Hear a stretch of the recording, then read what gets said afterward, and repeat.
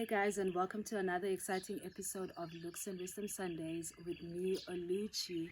And for the month of November, we are celebrating the 1 year anniversary of I Before We. So I'll be taking you guys through some of the lessons that I learned, basically a rundown of why the book exists, chapter by chapter.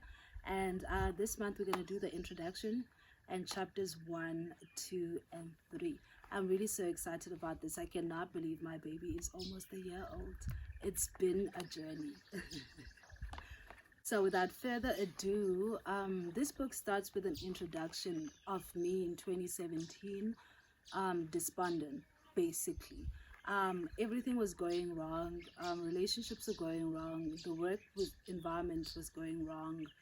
My friendships were going wrong. I was going wrong. Life was going wrong. My family, basically anything that you can imagine was going wrong. I just lost my dad in November the year before. I was very unhappy in the job that I had. So in December 2017, I was just so frustrated that I was like, God, what can I do to get better at being me, or to manage all of this mess that I've managed to create for myself? And then that's why we start with chapter 1 on listening. So 2018 came, and we went to Cape Town for a holiday, and God spoke. And he said, the first thing you need to do is get rid of the alcohol. And for those that didn't read the book, I was masking a lot of the pain with alcohol. So I dubbed myself a functional alcoholic, because when I wasn't working, I was drinking. So that went on for a long time, and I couldn't think outside of that. So the first chapter is about listening.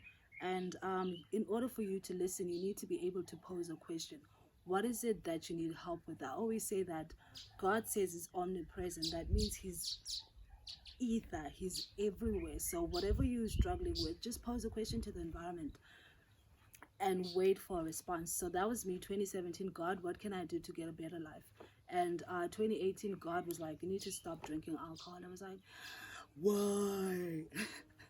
Not really. I didn't say why. I was ready for a change. I wanted change. And the challenge was supposed to be we're not drinking for a month, but then it went on for a year, to a point where I really don't drink as much. Like, alcohol is not my thing anymore. It's not my favorite drug. So that started with me just listening to God. And we stopped drinking for a whole year. It was like a sobriety challenge for a whole year.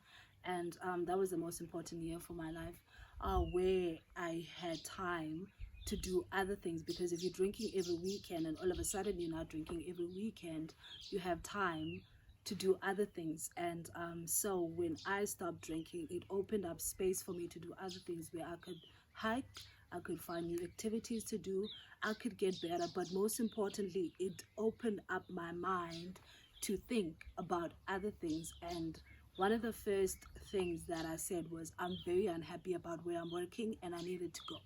And I went on about the business of doing that. If you read the chapter, it tells you what happened in that. I got the job 5 months later, and then 18 months later I had another job. So that catapulted a lot of the stagnant energy that was in my life, just by not drinking and putting that energy somewhere else. And you get to listen by having communication. So you need to be able to pose questions out, but you also need to be able to receive answers, which is then where chapter 2 comes in, about solitude, the ability to be still and present enough to hear your heart, your soul, or God speak back to you. And I spent a whole year in solitude, no social media, no going out, no drinking, nothing. And that was a very important time for myself, because it made me realize a lot of who I was and why I was the way I was. And I put a lot of my energy into my career. And because I did that, a lot of my life was stagnant. I particularly didn't care about keeping a relationship, or I particularly didn't care about having a solid relationship with my family or my friends. I just wanted to be successful in corporate. And I had to realize why I wanted to be that. That's because I come from poverty, and having materialistic gains meant that I was doing better than I was before. And I felt like a lot of my problems were from the fact that I grew up poor. So I was like, I'm going to put all of my energy into my career so I can be someone one day. And I did, and I became someone, and it was painful. But that was because life is not about what you can amass materialistically. It's about what you can create for yourself inside. And in solitude, I learned that I was neglecting my soul. I was neglecting my inner child. I was neglecting who I was internally. And I wasn't happy because I was chasing the hustle, the bustle, the being somebody. And so spending time in solitude made me realize that I wanted to change my whole life. And that was made, then God made sure I understood that message the minute I got my new job. And I had to fight and realize that you don't have to fight. You just have to let things be and understand that you really just have to exist. And hence I was so, when God gave me the opportunity to write this book and create a different person from who I was so happy to do that, because I was so tired of the person I was before, and I wanted to be a new person. And for me, that person was a person who is using their passions and their talents for good, bringing good energy back to the universe, and I've been happy doing that. So solitude is really just an important factor to get the message that you're looking for after communicating with God about what you want to change in your life. And spending time in solitude allowed me to do other things and be more freer and closer to understanding who I was, because a lot of what makes us unhappy is not us not having money in the bank, it's not us not having that job, but it's really the pains that we carry that we don't want to talk about. It's really the inner child that we've put in a corner, in a box, that we never want to bring out. It's really these talents that God gave us to create that we never use, that are really just stressing us out. It's not being in alignment with your inner child, with your soul, with your heart. It really, a lot of people's unhappiness comes from not aligning with who they truly believe they are in real life. And I've learned that more through my coaching. And the last chapter talks about intention.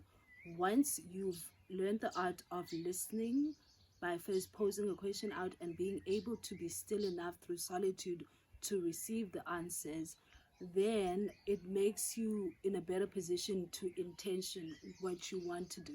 And I make an example about my weight. I wanted to lose weight for vanity purposes when I started gaining weight because I was drinking too much. It was like I wanted to like be a skinny bitch or whatever. And I never lost weight because I kept going on yo-yo diets and doing all these extreme things that were not helping. And once I put a healthier intention that ties into my heart, which was to have a healthy lifestyle that is going to enable me to live out my purpose without any problems, then it was easier, because I realized that what was making me fat was impulse. I had no control about what I was receiving, and I couldn't say no. And oftentimes we just want to receive things because they're free, and we then they accumulate, and we don't know what to do with all of this mess, and we just need to let it go. So that was me. I then learned about intention and putting the right intention before the action, because really what makes you consistent in anything that you do is the intention. For example, I'm trying to reach as many people as I can, heal as many people as I can, help people to self-master as much as I can, because that brings me joy. That is exactly what I want to do. And that is the intention. And me waking up and talking about the book and doing my coaching, my live classes, is just the byproduct of that. It's even easier to do because it's exactly what I want to do for my own self. So it's very important that you put the right intention before an action, because that intention is going to carry you when you don't want to do it anymore, when it's heavy, when it's tiring, when it's this is tiring. exactly why, if you're in a job that you don't particularly like, when the hard times come, all you can think about is quitting. I want to quit, I want to quit. That's the same thing that happens when you don't have the right intention.